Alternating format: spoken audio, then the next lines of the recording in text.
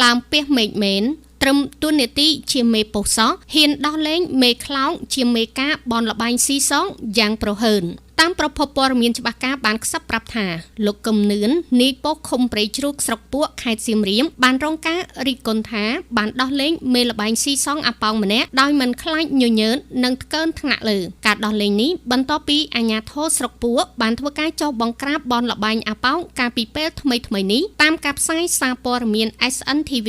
យោងតាមប្រភពរាយការណ៍ថាអភិបាលរងស្រុកពួកខេត្តសៀមរាបបានចុះបង្ក្រាបលបែងស៊ីសងដែលមានឈ្មោះសៀងជាមេខ្លោងសរុបមានគ្នាចំនួន7នាក់ប្រកល់ឲ្យប៉ុស្តិ៍នគរបាលឃុំព្រៃជ្រូកស្រុកពួកខេត្តសៀមរាបដើម្បីអនុវត្តតាមនីតិវិធីតែក្រោយមកបាត់ឈ្មោះសៀងដែលជាមេខ្លោងកាំងលបែងនៅសល់តែមនុស្ស6នាក់តែប៉ុណ្ណោះនិងម៉ូតូចំនួន3គ្រឿងបើតាមប្រភពព័ត៌មានពីបងប្អូនប្រជាពលរដ្ឋបានឲ្យដឹងថាករណីនេះនគរបាលឃុំព្រៃជ្រូកស្រុកពួកខេត្តសៀមរាបជាពិសេសគឺលោកកឹមគឿននាយប៉ុស្តិ៍នគរបាលព្រៃជ្រូកអាចមានចេតនាដោះលែងមេខ្លោងមេអាប៉ោងឈ្មោះសៀនឲ្យរត់គេចខ្លួនមុនបញ្ជូនទៅអធិការសង្ស័យថាមានបារមីឲ្យលុយដើម្បីឲ្យគេចខ្លួនបានជុំវិញករណីនេះអភិបាលស្រុកពួកខេត្តសៀមរាបលោកសិនចន្ទថុលបានប្រាប់អ្នកសារព័ត៌មាន SNTV ថាកាលពីខែកុម្ភៈឆ្នាំ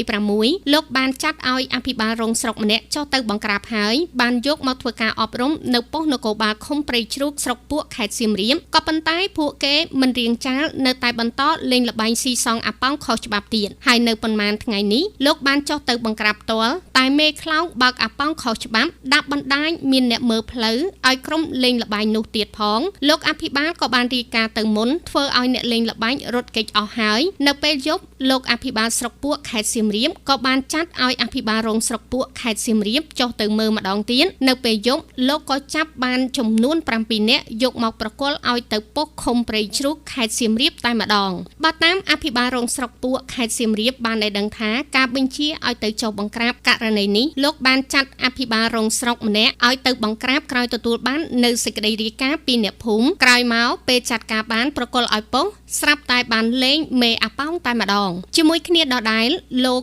ឧត្តមសេនីយ៍តូហ៊ួនសុធីស្នងការនគរបាលខេត្តសៀមរាបក៏បានបញ្ជាក់ផងដែរថាចំពោះករណីនេះលោកទទួលបានព័ត៌មានហើយតែរឿងយកលុយនោះកំពុងធ្វើការស្រាវជ្រាវមិនដឹងពិតឬមួយក៏អត់សូមជម្រាបជូនថាការបង្ក្រាបល្បែងស៊ីសងនេះគឺបង្ក្រាបដោយអាជ្ញាធរស្រុកពួកខេត្តសៀមរាបមិនមែនដោយលោកនាយមេប៉ុស្តិ៍ឃុំព្រៃជ្រូកស្រុកពួកចុះបង្ក្រាបនោះទេកាលណាប្រាប់មិនអាចបែកកាយជាមួយគ្នាដែរលោកកឹមនឿនមេប៉ុស្តិ៍ព្រៃជ្រូកស្រុកពួកខេត្តសៀមរាបមានរឿងអាស្រូវមិនប្រក្រតីជាច្រើនការដឹកនាំប៉ុស្តិ៍នគរបាលរដ្ឋបាលឃុំព្រៃជ្រូកខេត្តសៀមរាបពាក់ព័ន្ធទៅនឹងករណីនេះអង្គភាពសារព័ត៌មាន SNTV មិនទាន់ទទួលបានការបំភ្លឺពីលោកនាយកឹមសៀងប៉ុស្តិ៍នគរបាលឃុំព្រៃជ្រូកស្រុកពួកខេត្តសៀមរាបនៅឡើយទេគឺសូមបិទបាំងព័ត៌មាននេះផងព័ត៌មានទាន់ហេតុការណ៍24ម៉ោងដោយលោកហ៊ីងច័ន្ទថន